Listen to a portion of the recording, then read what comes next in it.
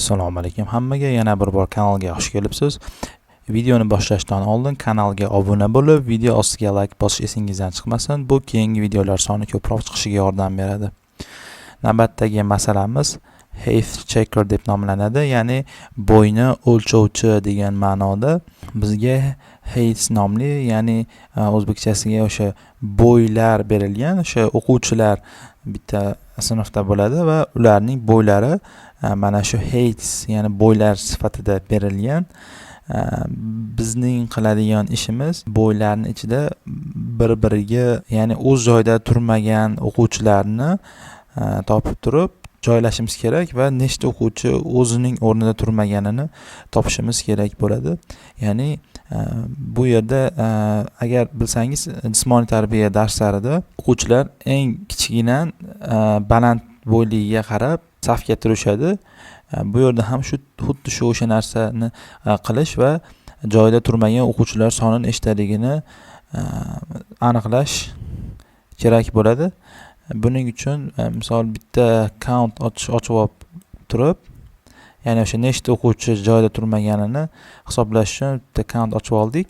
Misol uchun 3 ta kategoriyali o'quvchilar bo'ladi. Bo'y sifatida taxminiy oladigan bo'lsak, birinchi o'lchamli, ikkinchi o'lchamli, uchinchi o'lchamli. Bu degani 1 metr, 2 metr, 3 metr degani emas. Misol uchun birinchi kategoriyaga 160 bo'yli o'quvchi, ikkinchisiga 170, uchinchisiga 180 turish kerak. Misol birinchisida 190 turibdi, ikkinchisida 180, keyingisida eng kichigi oldi turibdi. Bu yerda nechta o'quvchi o'z joyida emas, ya'ni eng kichigi eng oxiriga turib olgan. Bu xato. Demak, u birinchisiga turish kerak va bizga mana bu yerda countimiz, ya'ni 1 ga oshadi. Keyingi o'quvchimiz o'z joyida turibdi. U keyingisiga joylashadi va countimizga 1 qo'shilmaydi. Uchinchi, ya'ni o'sha birinchida turgan o'quvchimiz, ya'ni eng oxiriga kelib qo'shilishi kerak. Shuning uchun bizga yana bir marta countimizga 1 qo'shiladi. Hozir ko'rsatgan misolim LeetCode'dagi misolda mavjud emas. Shunchaki o'zim o'ylab topdim, shu tushunish qulayroq bo'lishi uchun. Tabiiyki, biz bu masalani ishlash uchun sortlash algoritmidan foydalanamiz. Birinchi arrayni sortlab olib turib, keyin solishtirib chiqamiz. O'sha sortlangan bilan o'sha o'quvchilar joy-joyida turmaganini solishtirib chiqishimiz mumkin bo'ladi. Buning uchun bubble sort degan sortlash algoritmi bor.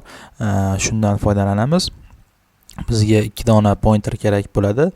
Birinchisi arrayni oxiriga qo'yamiz, ya'ni J pointerni eng oxiriga, ikkinchi pointerimizni arrayni boshiga qo'yamiz. Bu qay tartibda bajariladi?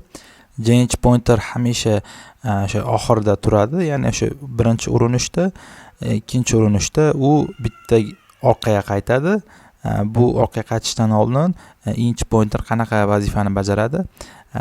Biz tekshirishimiz kerak bo'ladi. Ya'ni ikkinchida turgan pointerni undan bitta keyingisi bilan tekshiramiz. Ya'ni undan bitta keyingisi 3 bo'lyapti. Agarda ikkinchida turgan pointer plus birinchi, ya'ni o'sha i plus birinchida turgan elementdan katta bo'ladigan bo'lsa, ularni o'rnini almashtirib qo'yishimiz kerak bo'ladi. Shunda katta o'sha o'z joyiga, ya'ni o'sha o'z joyiga qarab yurishni boshlaydi. Eng kattasi eng oldiga qarab yurishni boshlaydi. Keyin yana bitta tekshiramiz. Ya'ni o'sha eng oxirigacha tekshirib chiqishimiz kerak bo'ladi. 5 2 dan katta, 2 orqaga o'tadi va 5 yana oldiga. 4 bilan ham xuddi shunday, 4 orqaga o'tib turib, 5 1 bilan ham xuddi shunday holatda bo'lyapti. Va mana bu yerdagi pointer birinchi amalni bajarishganimizdan keyin bitta orqaga qaytish mumkin. Chunki biz butun boshli arrayni aylanib turib, eng katta bo'lgan elementni eng oxiriga surib qo'ydik va mana bu J-da turganni bitta orqaga surib qo'yamiz va bu bizga J ni 3-elementda 3-indeksda turganini bildiradi. Yana xuddi shu ishni boshqatdan bajaramiz. inchida turgan pointerdagi element keyingisidan katta bo'ladigan bo'lsa o'rni almashadi va ko'rishingiz mumkin u 4dan kichik o'z joyida qoldi. i'ni 4ga olib kelib qo'yamiz va undan bitta keyingisi bilan tekshirganimizda 4 1dan katta va mana bu yerga keladi.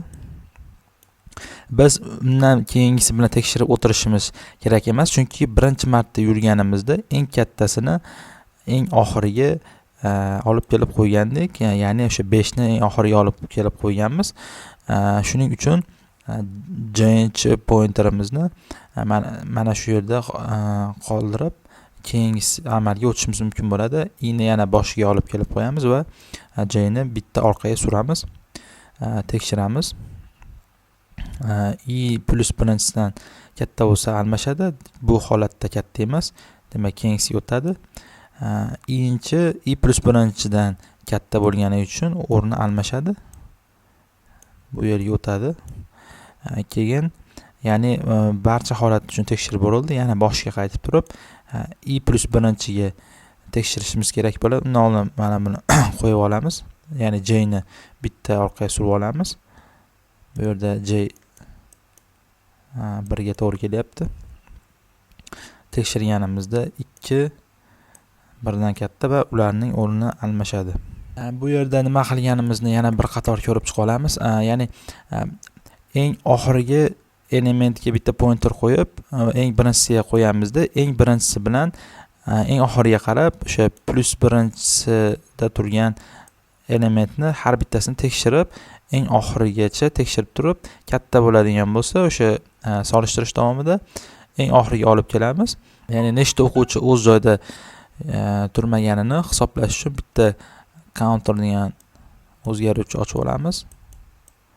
U boshlanishda 0 ga teng bo'ladi va birma-bir ko'rib hisoblab ketishimiz mumkin. Ya'ni 1 bilan 5 mos emas. Ya'ni sortlangan holatda birinchi o'quvchi boshda turishi kerak.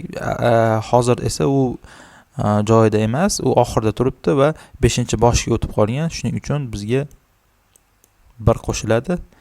Keyingisi ham joyida emas, ya'ni 2 turibdi. Ya'ni tartiblangan holatda 2 o'lchamli o'quvchi turish kerak. Bu yerda 3 turibdi. Yana 1 qo'shamiz. Bu uchun ham to'g'ri kelmaydi. Yana plus 1. To'rtinchi o'lchamli o'quvchi o'z joyida, buni qo'shmaymiz. Eng oxirgisi 5 mos emas va 4 ta o'quvchi o'z joyida turmagan hisoblandi va xuddi mana shuni countni funksiyadan qaytarib yuborishimiz kerak bo'ladi. Masalada berilgan shart bo'yicha ham xuddi shunday sortlab olganimizdan so'ng birma-bir tekshiramiz. Birinchisi o'z joyida, ikkinchisi ham o'z joyida turibdi. Uchinchisi ya'ni o'z joyida emas bo'lgani uchun 1 ga oshdi, keyingisi o'z joyida. Keyingisi o'z joyida emas, shuning uchun 1 qo'shildi yana. Keyingisi ham eng oxirgi element ham o'z joyida emas va 1 qo'shildi va umumiy ma'noda 3 ta o'quvchi o'z joyida emas va funksiyadan 3 ni qaytarib yuborishimiz mumkin. Endi kod formatini ko'rib chiqamiz. Demak, bizga bitta counter kerak bo'ladi. Ya'ni o'sha nechta o'quvchi o'z joyida turmasligini hisoblash uchun va nums nomli bitta o'zgaruvchi ochib olamiz. Ya'ni bitta array ochamiz. Unga heightsdagi o'quvchilarning bo'yini copy qilib yuboramiz. Bu yerda nums teng heights qilib yuborishimiz mumkin edi, lekin bunda o'sha heightsni o'ziga ham ta'sir qiladigan array yaraladi. Buning oldini olish uchun shu copysini oldik. Bu nums nomli array bizga nimaga kerak? Sortlangan, ya'ni o'z joyida turish kerak bo'lgan o'quvchilarni bo'yini qanday ko'rinishdaligini olishimiz kerak. Ya'ni sortlangan holatda qanday bo'lishligini ko'rishimiz uchun kerak bo'ladi. Bizga i pointerimiz oxirdan boshlanadi. Shuning uchun minus birinchisiga qo'yib olamiz, ya'ni eng oxiriga. U arrayni eng boshiga qarab yuradi. Minus 1 qo'yadigan bo'lsak oxiriga, u o'sha minusga qarab eng boshiga qarab yuradi va change pointerimiz hamisha eng boshdan boshlanishi kerak bo'ladi. U i'ga qarab, ya'ni hozirgi i'da turganga qarab yo'nalishi va undan keyingi o'tmasligi kerak. Agarda tekshiramiz, namsni i'nchisi agarda katta bo'ladigan bo'lsa, namsni plus birinchisidan, ya'ni bu yerda namsni jensini deyishimiz kerak edi. Ya'ni shuki birdan bitta olinib turibdi, lekin u undan katta. Shuning uchun 2 ni birdan keyinga qo'yishimiz kerak. Shuning uchun tekshirganda kattami deb tekshirdik. Agarda shu shartga tushadigan bo'lsa, namsni jensini, namsni j plus birinchisini e'lon qilib turib, uni bir-birini o'rnini almashtirib qo'yishimiz kerak bo'ladi. Bu yerda o'sha bitta berilgan arrayni sortlab oldi. Bu misol uchun sizga intervyu davomida savol berishi mumkin, bubble sort qanday ko'rinishda bo'ladi deb, shunda mana shu sortlashni ko'rsatib javob berishingiz mumkin. Lekin Pythonda oddiy sort metodi orqali bu ishni qilishimiz ham mumkin edi. Buning uchun o'sha hatesni berib yuborganimizda sortlangan holatdagi arrayni qaytaradi va namsga olib kelib beradi. Endi qiladigan ishimiz countga nechta o'quvchi o'zida joyida turmaganini tekshirib chiqishimiz kerak bo'ladi. Buning uchun o'sha namsni aylanib chiqamiz va tekshiramiz. Namsni i'nchisi o'sha hozirgi o'quvchilarni joyiga mos kelmasa, hozirgi element countni birga oshirib qo'yamiz.